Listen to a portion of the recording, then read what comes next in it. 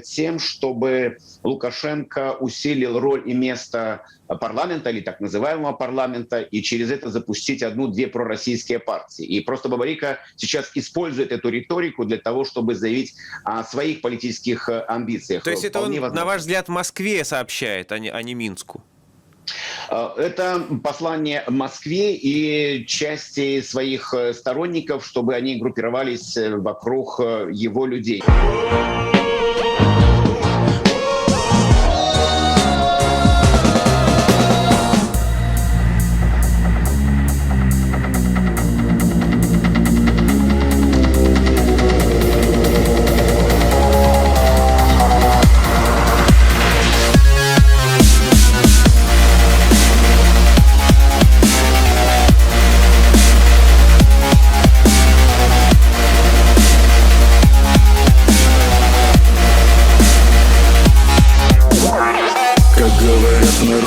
На воре шапка горит. Тот, кто фашист, тот про фашистов громче всех кричит. Конечно, Путин гений, красив, умен, силен. Он царь и бог для всех, спасения государства это он. Конечно, мы с Россией дружественные страны, и я знаю, что россияне как люди поддерживают белорусов. И нам очень жаль, конечно, что господин Путин поддержал Лукашенко, а не белорусский народ. Но мы всегда открыты, наш Координационный совет всегда открыт к диалогу. И я, как национальный лидер, тоже открыта к диалогу с представителями Российской Федерации. Наше любимое занятие – это поиск врагов. Вы ненавидите пиндосов, хохлов и жидов.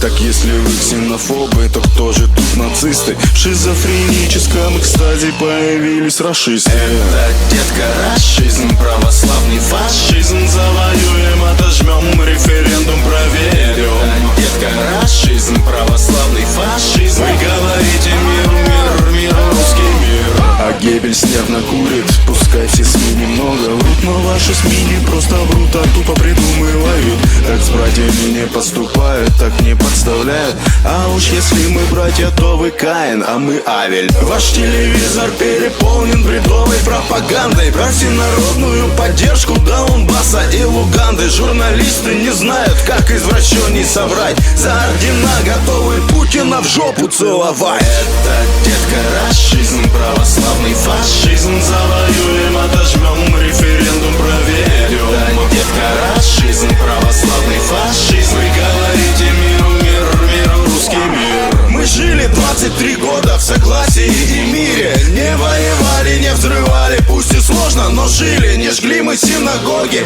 язык не запрещали. А наша пятая колонна все время верещала. Но никакой Юго-Восток не захотел отделяться. Мы все готовы за единство сражаться. И там, где правит типа хунта, везде тишина.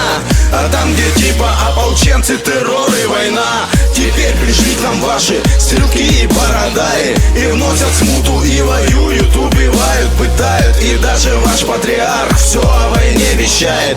Он словно дьявол на войну вас всех благословляет. Ваша религия не вера, ваша религия война. Играя мускулами, пляшет радостно страна. Свобода — это рабство, ну а война — это мир. И вы готовы пригласить весь мир на свой кровавый пир. Детка, рашизм, православный фашизм. Завоюем, отожмем, референдум проверим. Детка, рашизм, православный фашизм. Вы говорите миру, русский мир.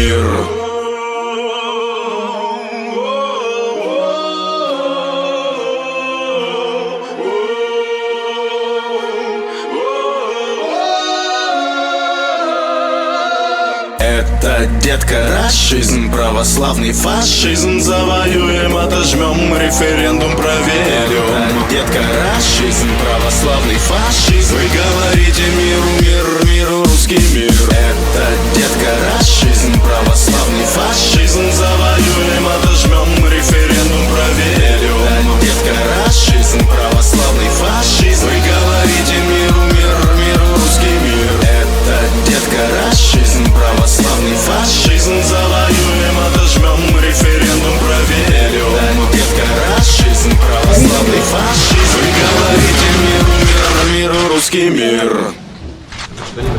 Мудрая Москва никогда так не думает.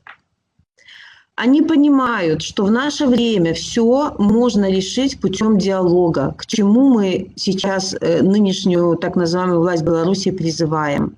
И точно так же путем диалога будут решаться все остальные вопросы.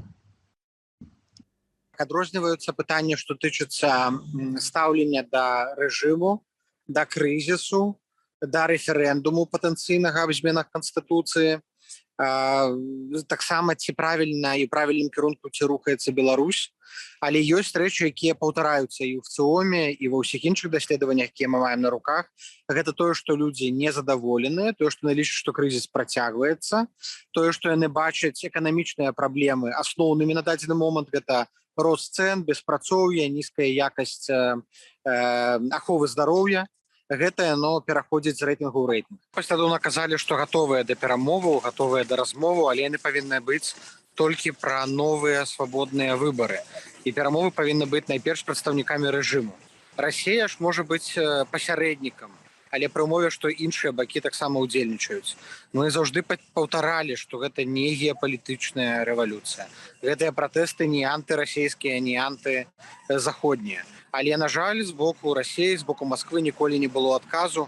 І, на жаль, да гэтай пары расійскія дэлегацыі ў ОАН, у ОБСЕ заўжды выступалі супраць.